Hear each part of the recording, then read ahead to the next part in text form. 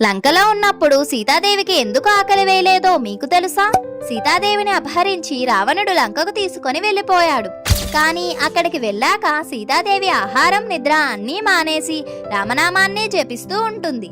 అలాగే ఉంటే సీతాదేవి ప్రాణాలకే ముప్పుందని గ్రహించిన బ్రహ్మదేవుడు భయపడి ఇంద్రుణ్ణి పిలిచి ఒక దివ్యమైన పాయసాన్ని ఇంద్రుడికి ఇస్తాడు. దాన్ని తీసుకువెళ్లి అశోకవనంలో ఉన్న సీతాదేవికి ఇచ్చిరమ్మంటాడు. దాంతో ఇంద్రుడు నిద్రదేవుణ్ణి వెంట పెట్టుకుని లంకలో ఉన్న అశోకవనానికి వెళ్ళాడు. కానీ ఇంద్రుణ్ణి చూసిన సీతాదేవి రావణుడే మారువేషంలో వచ్చాడేమోనని అనుకొని భయపడుతుంది. ఇంద్రుడు నేను రావణుని కాదు తల్లి అని ఎంత చెప్పడానికి ప్రయత్నించినా సీతాదేవి వినదు.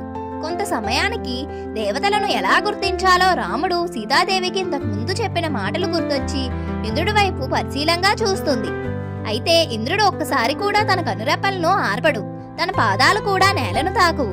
దాంతో వచ్చింది నిజంగానే ఇంద్రుడు అని భావించి నమస్కరించి ఆ పాయసాన్ని తాగేస్తుంది. ఆ పాయసం ప్రభావం వల్ల సీతాదేవి లంకలో ఉన్నంత కాలం ఒక్క మెతుకు అన్నం కూడా ముట్టకుండా రామనామాన్ని జపిస్తూ కూర్చొని ఉంటుంది.